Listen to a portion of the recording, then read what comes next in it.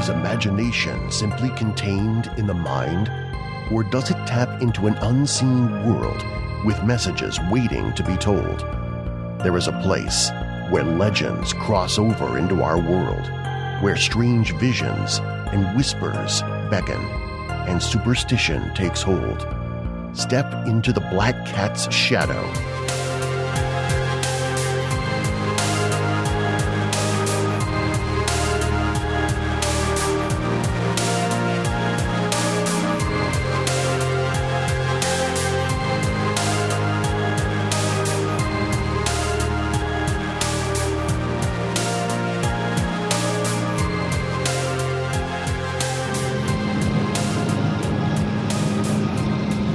Wasn't that the road up for Camp Crystal Lake back there?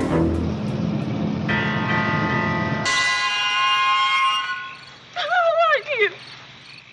Well, I'm Mrs. Voorhees, an old friend of the Christies. Did you know that a young boy drowned the year before those two others were killed? The counselors weren't paying any attention. They were making love while that young boy drowned. His name was Jason. Jason was my son, and today is his birthday. Kill her, Mommy. Kill her. It's all right now, Alice. It's all over. Everything's over. Is anyone else alive? Are they all dead? Yes, ma'am. Two of my men pulled you out of the lake. We thought you were dead, too. Do you remember very much? The boy. Is he dead too? Who? The boy, Jason. Jason? In the lake, the one who attacked me, the one who pulled me underneath the water. Ma'am, we didn't find any boy. Then he's still there. Welcome back to the Black Cat's Shadow. I'm your host, Andy, podcasting from Kansas City, Missouri. And I'm Phantom Dark Dave, coming at you from the heart of Texas. With us today, a man who wrote what some consider to be the greatest horror film of 1980. It consists of a compelling story that any mother can relate to and is truly innovative with its variety and kill scenes. He is truly the greatest counselor of Camp Crystal Lake, the guy who gave us a revenge plot that kept us on our toes until the very end. Please welcome to the show, Mr. Victor Miller. Good afternoon. How are you guys? Yeah, we're doing great, Victor. Thanks for being on the show. My pleasure. We know, you're mainly known for being a writer. So when you first decided you wanted to be a writer, did you have in your mind that you wanted to do mainly screenplays, or did you also want to be an author? I don't know what I wanted. I mean, I was, let's see. I don't know when the time when I really started to think about writing as a possible career was after I realized I was a terrible actor. And that was in the middle of college, or in the beginning of college, when suddenly I showed up at Yale with some of my friends were, there was Sam Waterston, who was very well known as an actor and really good and a nice guy, and Phil Proctor of the Firesign Theater, and they were all just, suddenly there was competition that I had not faced in high school, and I just realized I was not cut out to be an actor. I was not that good, and I had to accept it. So I decided at one point I would be a director, but then I realized I have absolutely no patience for sitting that long and doing things over and over again. So writing was the only thing left to me, because I had failed shop class, and I was an English major. So what else can you do? Yeah. Well, I mean, from what we've seen, you're a great writer. How did you get involved in the project of writing Friday the 13th? Well, let's see. I'd had a play done off Broadway. I'd done a bunch of novels that were paperback novels. All of this is available on my website, victormiller.com. And so what happened? Let's see. I got, on the basis of one of my crime novels, this guy at, I think it was Dell or Paperback Books, I've forgotten which, asked me if I would change let's see, if I would take 9 Kojak episodes from the television series Kojak and turn them into novels. So I novelized 9 of those things, and at the same time, another guy asked me to take a novel and turn it into a screenplay. And so the doing those things, working with screenplays into novels and novels into screenplays, I sort of picked up the craft as I went along, and realized that I really liked screenplays a lot better than novels, because once again, I think I was ADHD before it was invented. And writing novels means you got to write all those words, and that tell you what color the sky is, and what people are thinking, and things like that. And I realized I liked action and dialogue much better. It was more fun, and so I started writing screenplays for fun. After the one I turned from novel into screenplay was called The Black Pearl. It was written by Scott Odell, and unfortunately the movie was not made by the best possible people, and it opened during the New York newspaper strike, so it didn't do very well. But I kept charging along and doing novels when I could, and I wrote some romance novels and all kinds of other things. Then while I was working on The Black Pearl, I ran into Sean Cunningham, who had done Last House on the Left with Wes Craven, and we became fast friends, and we just started noodling around about projects and things to do. We ended up doing 2 family films, because in those days the people who were reputed to be wise said the America needs good family films. So we made 2 very nice, cute family films, which did almost no business at all, thus proving that America was not looking for good family films. And so Sean called me one day and said, Halloween is making a lot of money, let's rip it off. And so I went and saw Halloween and figured out how to write a horror movie. And the rest is horror history. We got to give you credit for having the foresight to, recognize Halloween, as a success, and recognize that it would kind of start a trend with movies. And so, I mean, that was you got to give you credit for that. I mean, oh yeah, no, I'm perfectly happy to take all the credit you can give me, but horror was not something I had decided would be a career for me. So I do a little bit of writing, Victor. I have never wrote a masterpiece such as Friday the 13th is, but I got to ask you, it says you wrote it in 2 weeks. Is that right? That is correct. Yes, we were working against the fact that I had no money. I was trying to sell my blood and various other things. And so, yes, the outline, which I wrote called Long Night at Camp Blood, took a little bit longer. And but then once I had the outline, I was off and running.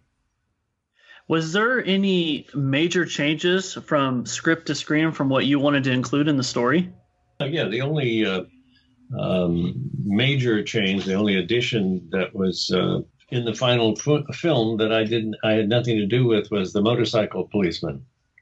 That was put in by one of Sean's other people, and it was not my favorite ad because the whole point of the Camp Crystal Lake was the fact that they could not be helped by the police. So I didn't want to have policemen coming in and out on motorcycles, and they were supposed to be stranded out there. And so it really worked against the thing. Not that that I begrudge Ron Milkey his subsequent fame, but it worked against what I was trying to do. But that's the only thing that was a major surprise, other than cuts, which they had to make because of time and money. Yeah, and it's funny because I'd never really thought about it, but the thing is, Camp Crystal Lake, having the cops show up does kind of interrupt the feeling of isolation, and it makes you wonder why the police, if they were so easily to show up, why they didn't show up later. So that scene does kind of stand out now. It's not really making a lot of sense. Yeah. So, but that's the only one. And, to say that filmmaking is a corporate art is an understatement. I mean, that you write the screenplay, you see it in your mind, and there's no way I mean, you can't run around complaining all the time and saying that that wasn't what I intended or that kind of stuff, because you sign on, you're going to be a movie maker. All kinds of things are going to happen.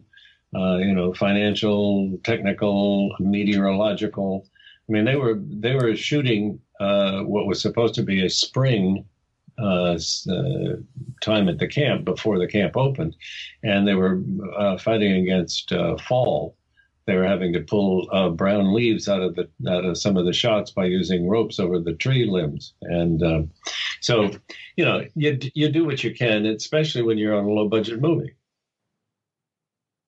Yeah, you talked about you and Sean collaborating over the idea of coming up with a horror film and kind of trying to take off some of the success that Halloween was doing. What I can honestly say between the two films is you definitely you upped the ante on the kill sequences, because in the original Halloween, there's really not much to it. And this movie kind of danced around with some of those things, which I thought did wonderfully well. So when you were writing this, were you elaborate in the script as well, or did that all kind of just come together on set? No, I elaborated all the kills because I had sat. Let's see. Yeah, the only fun in writing a horror movie is to make every kill different. I mean, it's fun. I mean, it's.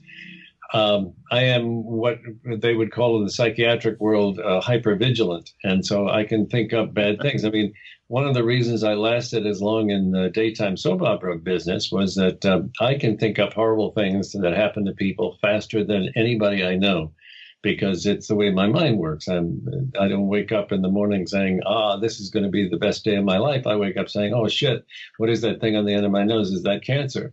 And so that's the way my mind works. And the paradox of being hypervigilant is that it terrorizes your daily life, but you can make money out of it. Yeah, definitely. And, the story of, the camp's counselors being stalked by a mysterious killer, it sounds like a campfire story. What was your inspiration for writing Friday the 13th? I mean, I learned three things from John Carpenter and Deborah Hill.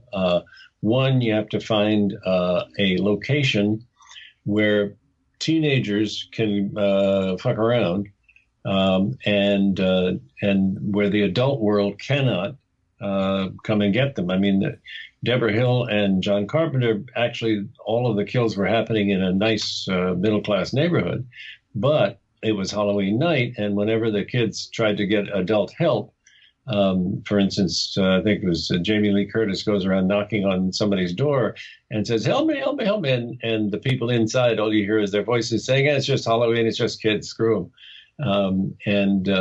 So I realized that what I had to do was find a location where kids could not be helped. And I think I came up with about 25 or 30, I don't know, it's a huge list of possible locations. And so I went to Sean and I said, all right, here's the list I got. And we didn't like most of them. And then I hit with, I came back and I said, I got it at summer camp before it opens. And that was it.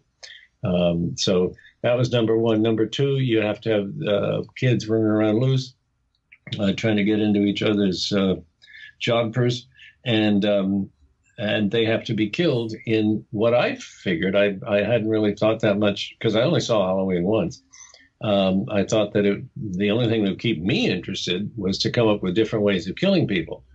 And so I just drew subconsciously. I just drew on all the stuff I was afraid of as a kid.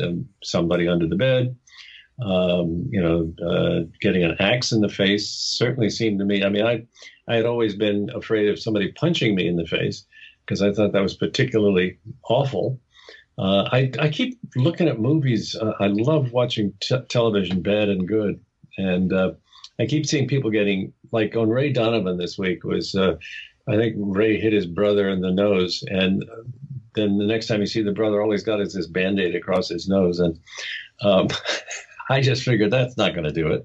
So an axe, there's no Band-Aid in the world that will fix that. And so I got that, and then the archery was a natural thought, because what else are you going to do in summer camp but use bows and arrows? And then the inspiration for poor old Harry Crosby Jr. being on the wall, on the door of the powerhouse, the generator station, that came from somewhere in my past. I had looked at some of the paintings of the Christian martyrs, and I guess it's Saint Anthony. It's Saint somebody. Anyway, he's got nothing but arrows all in him, and he's hung up on the wall or somewhere. And so that's what I did to Harry Crosby Jr. And of course, the machete for Mrs. Voorhees was necessary to separate her head from her shoulders. And once again, you have the character Alice, who in Halloween, of course, is Jamie Lee Curtis, and the fun of that is to do what Hitchcock did. I mean, Hitchcock was the genius. You take an ordinary person and put them in an extraordinarily difficult situation, which is what that's the way you get to the audience, because the audience is filled with nice, ordinary folks, none of whom have ever been chased by a madwoman trying to avenge the death of her son. And so, and I think one of the things that Sean kind of emphasized was that it is really, really, really hard for an ordinary person to kill another person.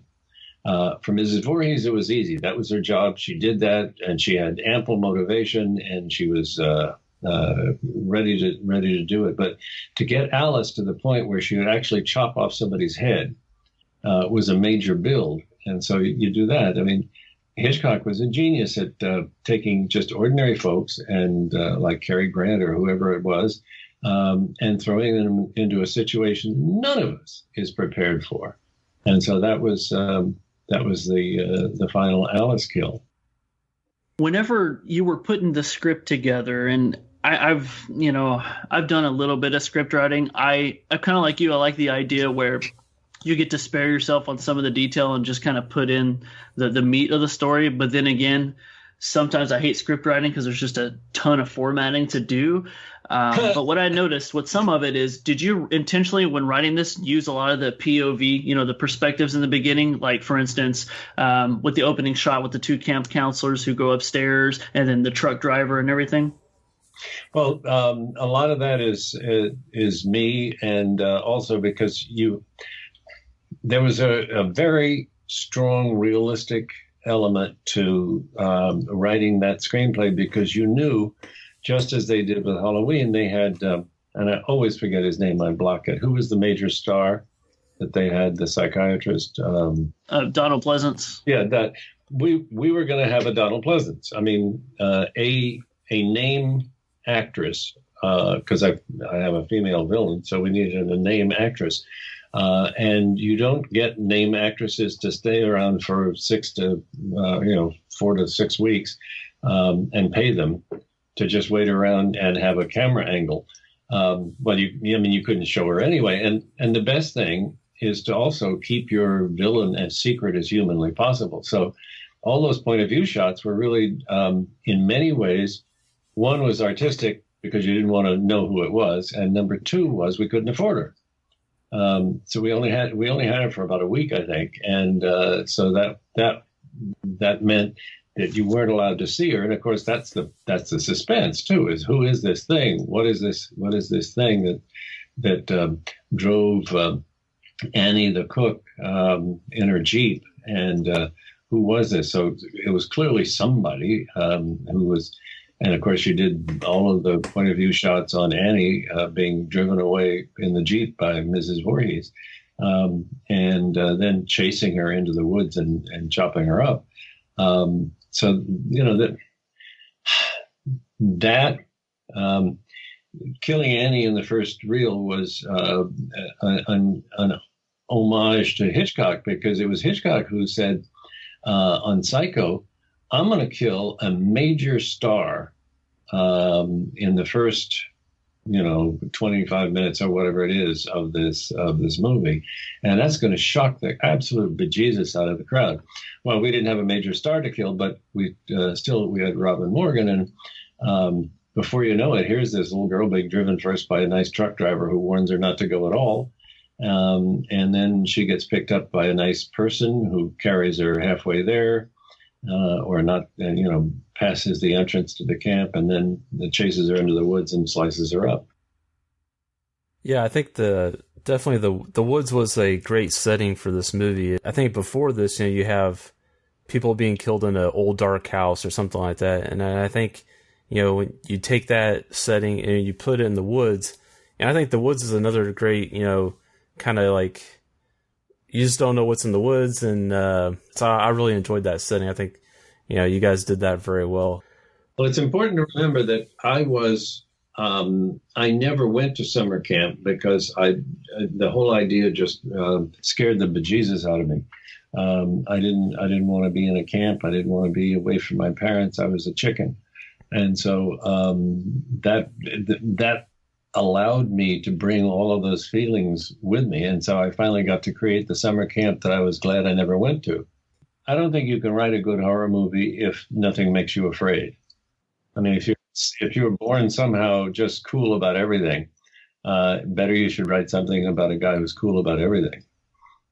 Yeah, write about what you know, definitely. I mean, yeah.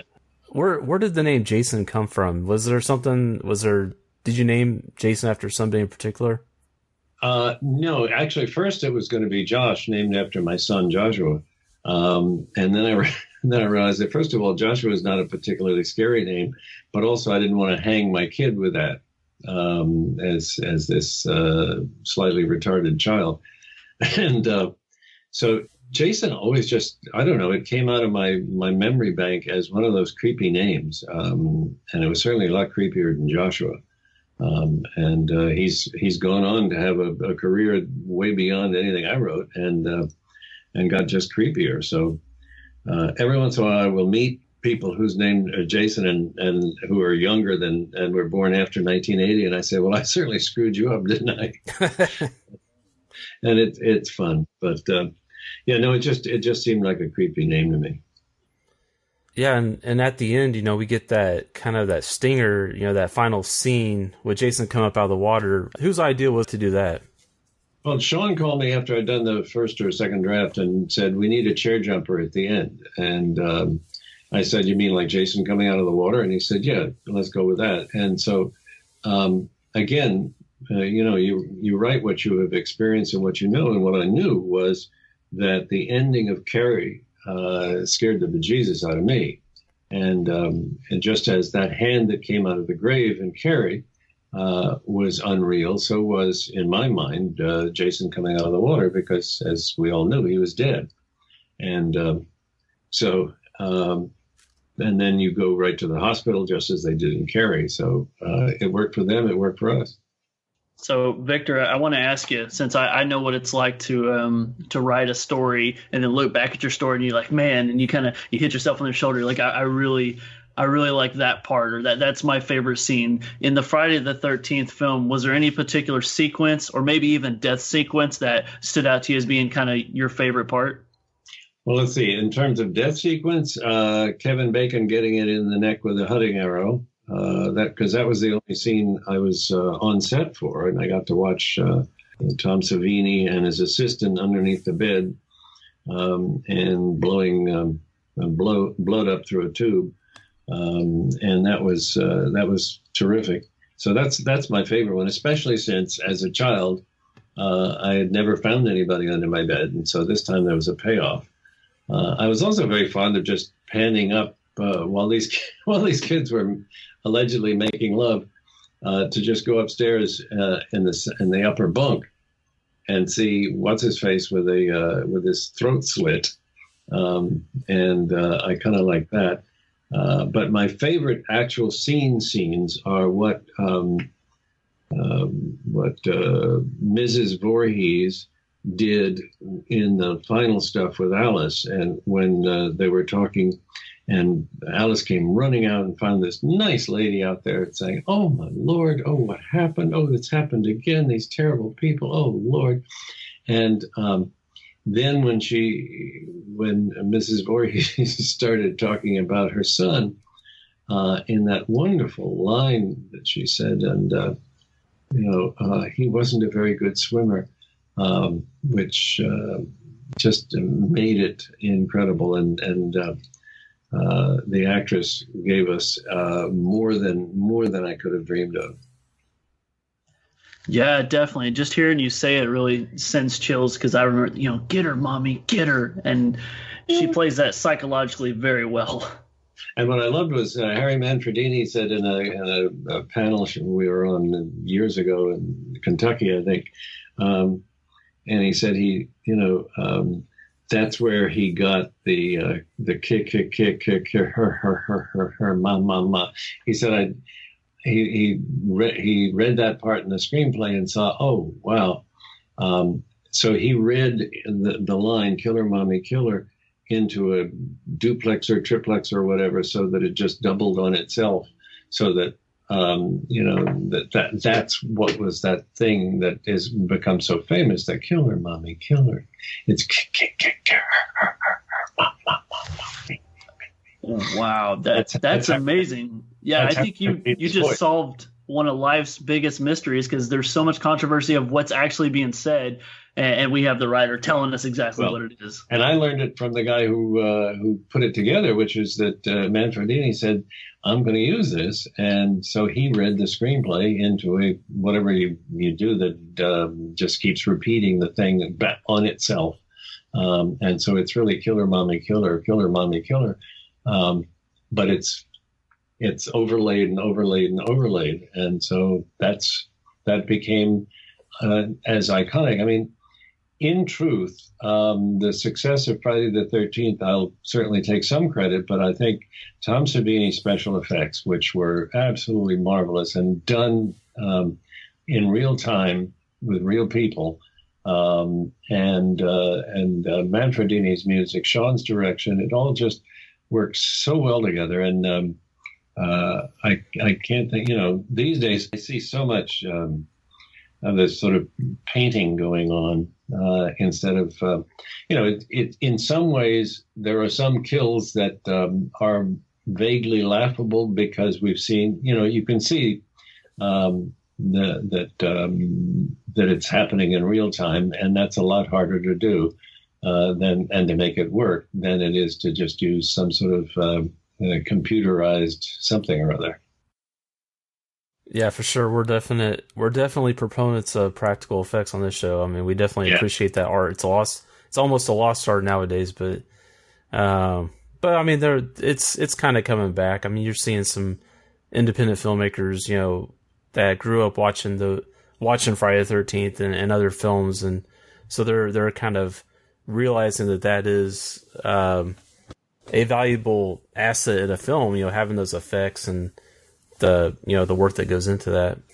I'll tell you what, there's something that came to my mind too. We talk about inspirations, and Victor, I think, with what we said already, there's two other things that you should go ahead and take credit for, and that is, you inspired the guy who's doing the music to come up with the, kill her mommy, kill her verse of, kill her mommy.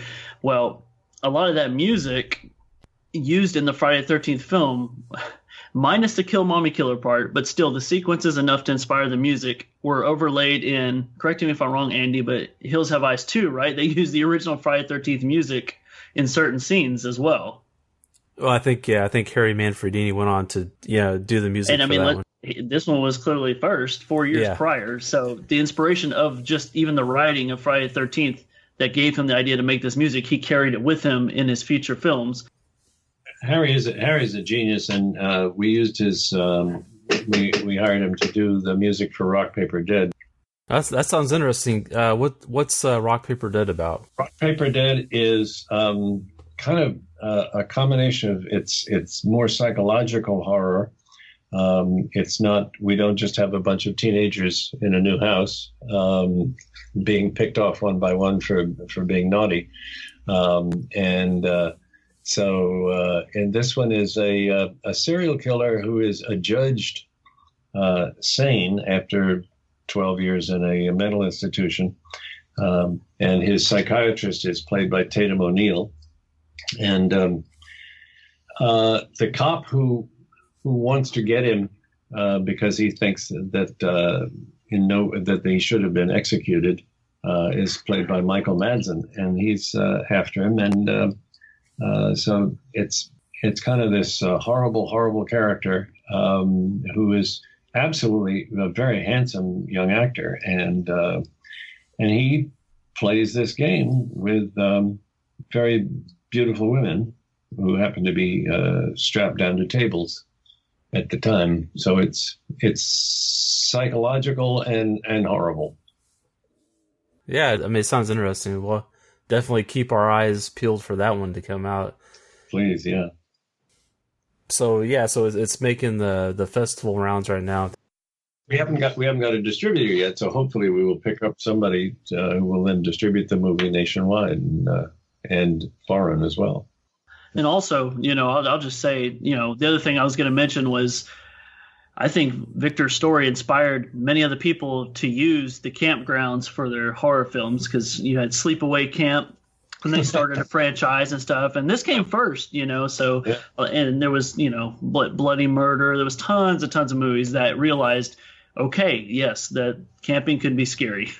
Right. Well, and it's, again, you have to think ahead of, as you're sitting down and you say, well, I need to find some place where certain things can be allowed to happen within some reasonable credibility. Because if you lose credibility, and then you lose everything, they say, well, this is fake. They set this up. They did it mechanically, whatever. And that was why I was fortunate enough to stumble upon summer camp before it opens. Simply because I was a chicken shit and didn't want to go to summer camp. My parents were scary too, but it was better to stay home. Yeah, I get that, be able to manifest the fears, create the story of things you don't want to be anywhere around. Exactly. We brought you on here because we really wanted to talk the original Friday the 13th with the person who knows it better than anybody else. But I want to give credit where credit's due. I was digging through, your history. You've done a lot of writing for multiple things, some things not horror at all. And, you're an award-winning writer. So go ahead, tell our fans a little bit about some of the daytime Emmys you've won. Well, I got 3 daytime Emmys, mostly for all my children. I mean, all 3 for all my children, and the same. I got 4 Writers Guild Awards for all my children. I didn't get them. The team. It was a team thing. It wasn't just Victor's divorce theme or something. There's no I in team, but there's an I in Victor Miller. So well, yes, there is. But, what I really after Friday the 13th, I was hired by Columbia Pictures. They gave me a whole bunch of money to write a movie that they never made. And then there was a sort of Hollywood stopped spending money for a while. So I was offered a job at One Life to Live. And they said, do you want to write soap opera? And I said, I don't know. I've never seen one. So I went there and talked to the people. And it's... writing in a team of writers is really fun, and it turns out that's what I really enjoyed, because I'm really good in the morning, and some people are really good in the afternoon. So you're sitting around this table with people, and you got to come up with something, because you can't go home. You got to come up with 5 hours of drama every week. You can't take a day off, and the only time you get a day off is when some tragedy happens, like the Challenger disaster when I was at All My Children, so that suddenly all of our Friday shows became Monday shows, so everything had to be booted up. But I just delighted in being with other people. Occasionally, I'd come up with a nifty idea and they'd say, nah, that sucks. But then you keep moving, because you got to come up with a thing. You can't just sit there and say, well, my way or the highway, unless you're the head writer. And I didn't want to be the head writer. That was too much, because the network would call you over the weekend and ruin your weekend and say, we hated what you wrote last week, and things like that. So it was just fun. And you just had to keep thinking up horrible things to happen to people, and also romantic things to happen to people. And, I could do that. I've written romance novels. And so I can do romance. And the most fun I ever had, as evidenced by the awards I've been sharing in, was one. All my children had more comic stuff than any of the other shows, and so I really loved the fact that you had Susan Lucci as this wild woman with incredible appetites for men. And you had Stuart Chandler and Adam Chandler as playing himself and a twin.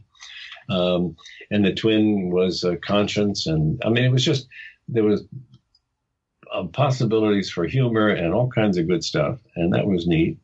The other soap operas were not quite as much fun, but it still, it put two kids through college and put money in my pension. So what can I tell you? It was good fun, and I liked it. And then when I retired in 2005, I spent the next 5 years just taking photographs.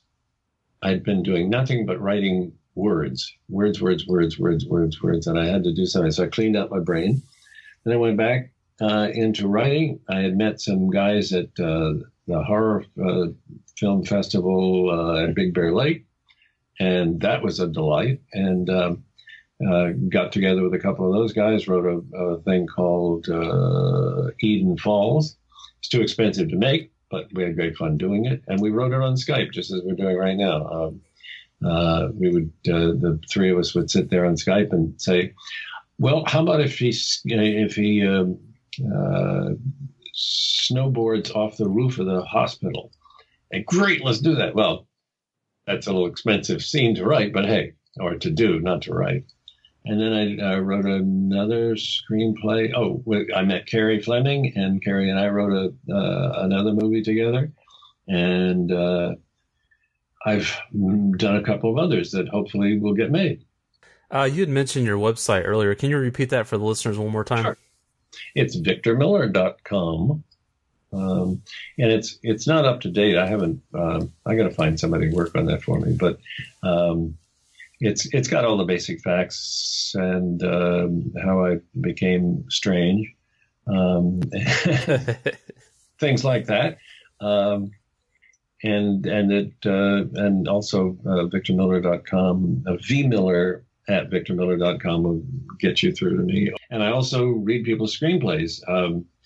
And recently I've gotten about 4 or 5. It's going to take weeks to go through them all, but I give notes on people's horror screenplays, and I do it for free because it's what I ought to do.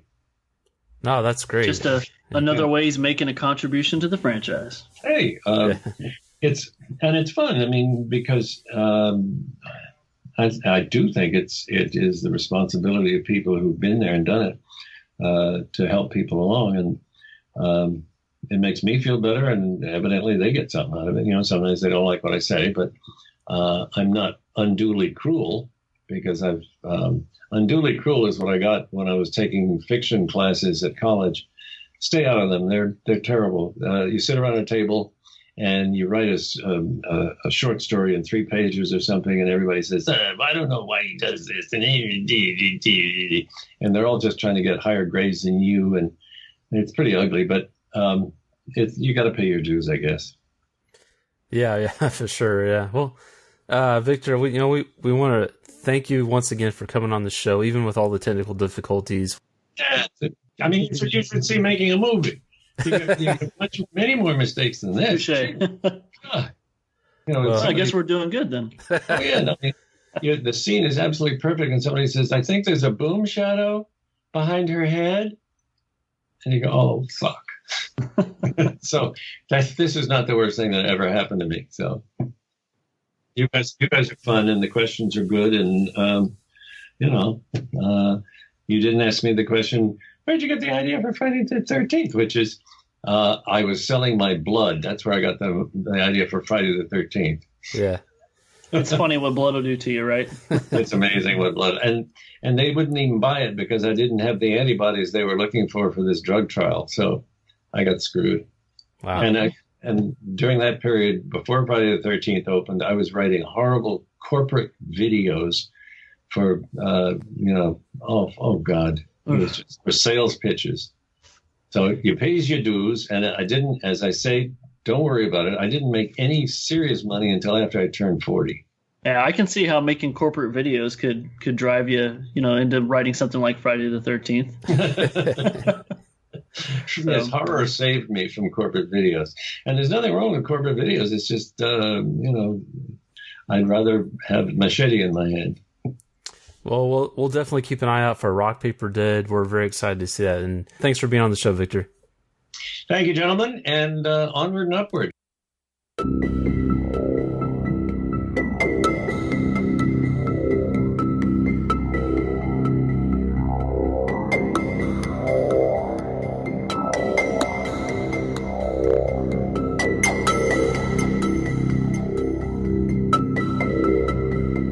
And thank you guys for tuning into this episode. We appreciate each and every listener out there. And stay tuned for our next episode with our Friday the 13th theme, which we'll be carrying on. We will be talking about the whole Friday the 13th franchise, the film series, and it'll be me, Dakota, and Dave, and we'll also have a very special guest. We're going to have Tyler on from the Horror Podcast. If you guys have not heard of them yet, they're a fairly new podcast. It's Tyler and Mike. They both come from teaching backgrounds, so they definitely lend an interesting perspective to the horror genre. It's definitely very intelligent and thoughtful. So again, their podcast is called the Horror Podcast. So go over and check them out. They're on iTunes and probably all the other normal places that you would listen to podcasts on. But we're really looking forward to that. We're going to have just a general discussion on the film series. We're going to be talking about some of our favorites, some of our least favorites, and various tropes that come from the Friday the 13th series that we want to talk about. And I think it'll be a lot of fun. So stay tuned for that. Check it out. It's coming up here later on this month. And as always, you can stay up to date with us on social media. We're out there on Facebook and Horror Amino. And also we're on Twitter. Our Twitter handle is @BlackCatPodcast. If you would like to talk to Phantom Dark Dave, he is mainly pretty much active just on Twitter, and his Twitter handle is @PhantomDarkDave. You can also email us at blackcatpodcast@gmail.com. If you would like to email Dakota separately, his email is dakshadowbane@gmail.com. It's DAKSHADOWBANE@gmail.com. You can head on over to www.blackcatshadow.com to find all of our episodes there that we've released, and you can listen to them right there on the website, or you can find links to download them on the app of your choice and listen to them whenever you'd like. You also find the link to our YouTube channel where we've got all of our episodes posted there, and also the link to our eBay movie store where every purchase helps out the podcast. So remember to take a closer look at the world around you, and you may just find that it is stranger and more mysterious than you thought, especially in the Black Cat Shadow.